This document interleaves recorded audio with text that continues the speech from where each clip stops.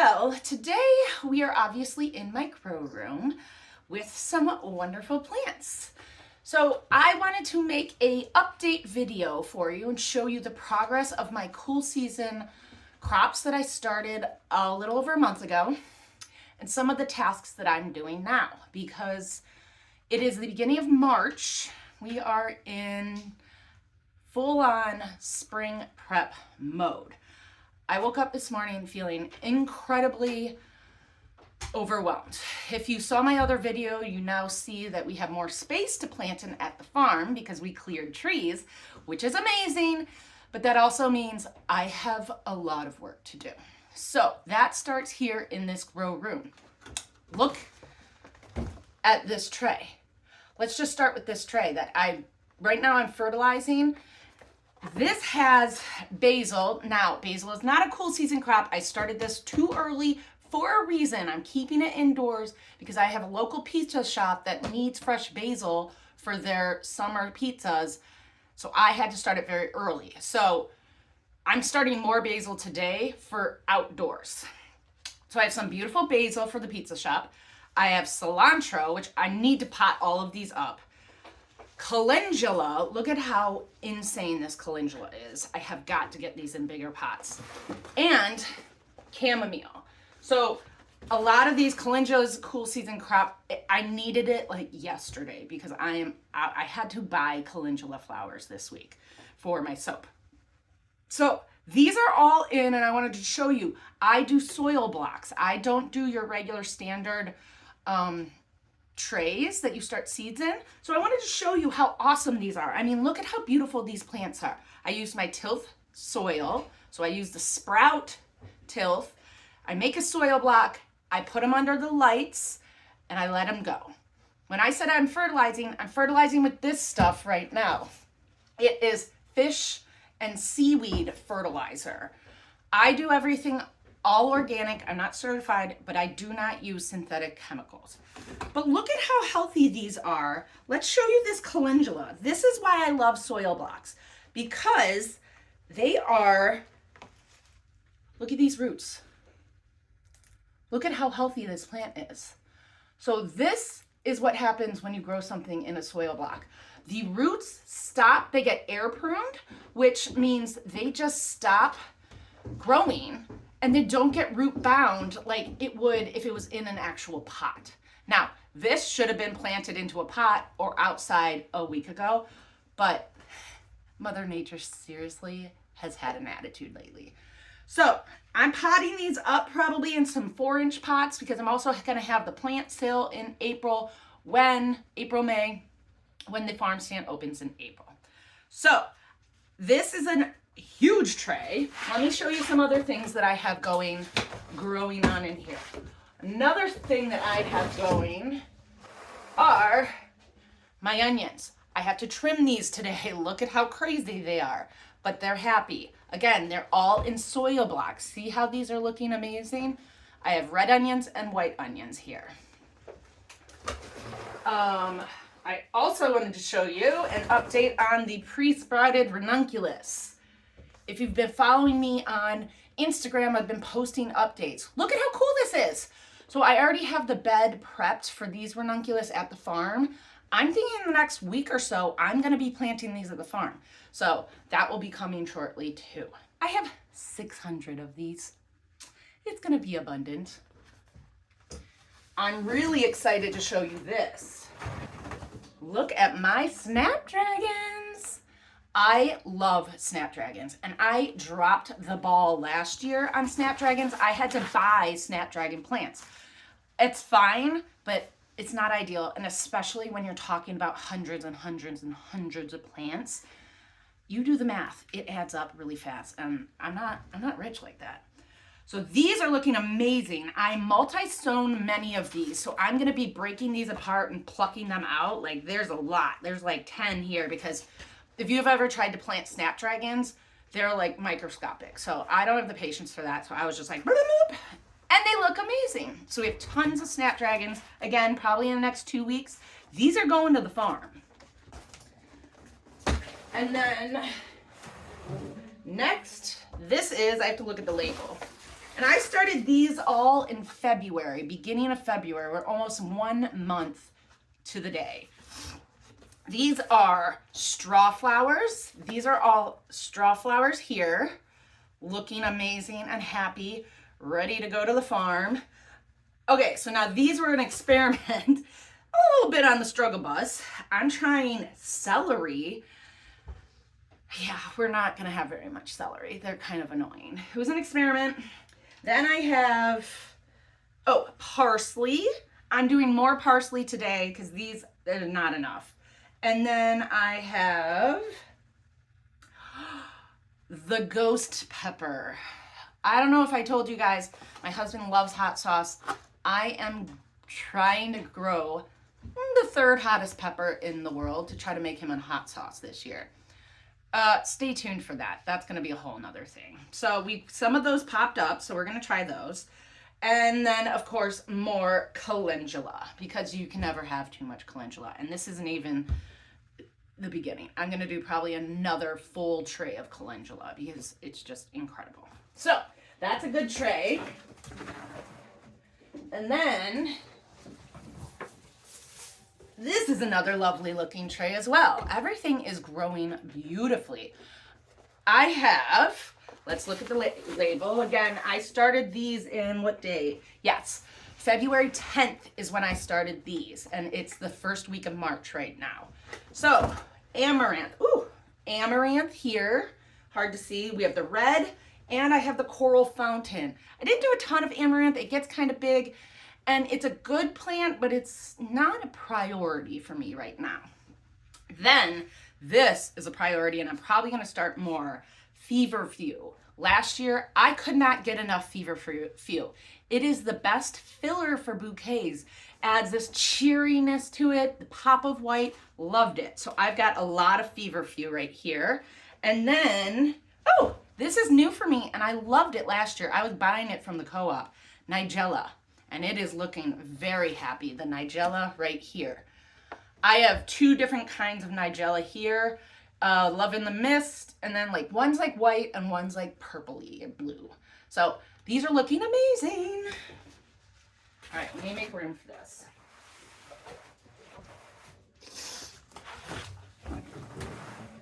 So that's what I have growing on the seed rack right now. I am going to fertilize these today and move them downstairs into my dining room because I need space, because I only have 1 grow rack, and that's okay with me, to start more seeds.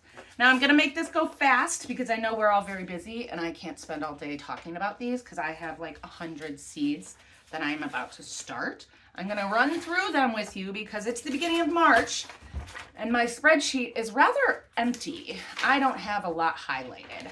So it is time to get my act together and bust out some serious seed starting. All right, I'm just going to start with the flowers because flowers are fun. First thing on the list is celosia. I am doing a lot of celosia this year. It's wonderful for bouquets. This is the new one from Johnny's. It's the shimmer celosia. I'll try to find a picture. I'll try to remember to put the pictures in.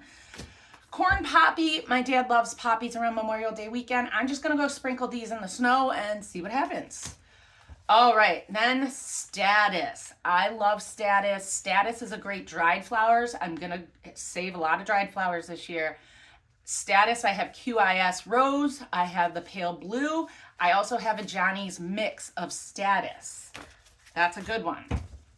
Cosmos. I have a love-hate relationship with cosmos. I said I wasn't going to do it, and I did it. I'm not going to do a lot of them. They're kind of annoying to harvest. But this is the double click blend cosmos. Gomphrena. Let's, again, dried flowers. I'm going pretty hard in the dried flowers world. So all of these 6 packets are Gomphrena. White, pink, purple, all the colors. Gomphrena. We love Gomphrena. More cosmos. Calendula, like I said, I can never have too much calendula. More celosia, different varieties of celosia. So I had the shimmer one there. This one's flamingo feather that you've probably seen. It's a pink spiky like thing. I still have some vintage rose from last year's floret seeds. And then this one looked kind of cool to me from Baker's Creek. It's an Asian garden, it's called, and it's like magenta. It looks like a flamingo feather, but a darker color. So, celosia. Now, literally all of these are zinnias. Okay? Yeah, I know. It's crazy. I have an addiction to zinnias. Any flower farmer you speak to probably has a similar addiction to zinnias. So we have purple, Queenie Lime Peach, Coral, Orange, Queenie Lime White Blush, Red Lime, Queenie Lime Orange, Queenie Formula Mix. These are all mixes. Oh, Cinderella Lilac. I still have some of the Unicorn Mix from Floret. And this one I believe is new from Johnny's, is their Ballerina. So I'm excited to try this. I'm planting all of these seeds. So zinnia, talk about the zinnias. All right, so that's the flowers. I'm not starting sunflowers yet. I'm going to direct seed all the sunflowers in the field. I don't have the space to do sunflowers because I'm doing like 1,000 sunflowers, if not more. Okay, let's talk about herbs really quick.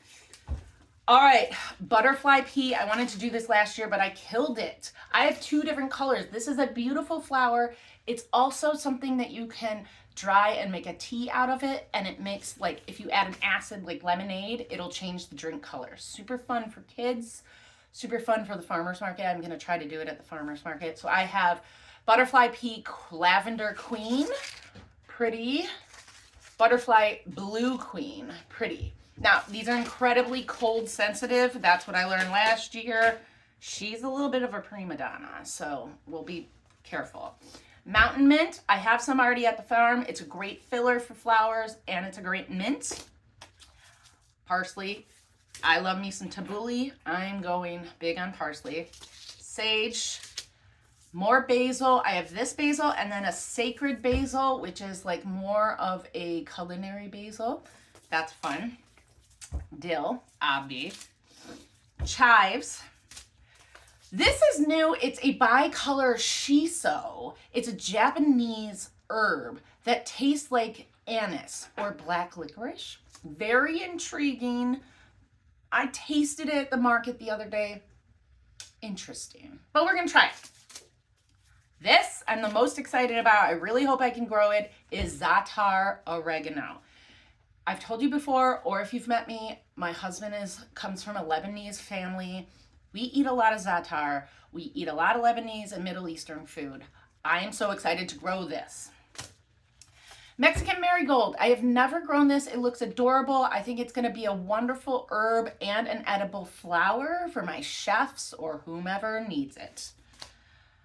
I'm going to try comfrey because we redid our backyard and the guys ripped out my comfrey plant. So we're going to try it because I want to make some salve that includes comfrey in it for arthritis. I have a bad hip. I want to try it. And more basil. Okay, so that is herbs. And then vegetables. All right, I am doing vegetables again this year. I have a new raised bed garden in the backyard of my personal house. I also am planning on selling just a few vegetable plants at the farm stand.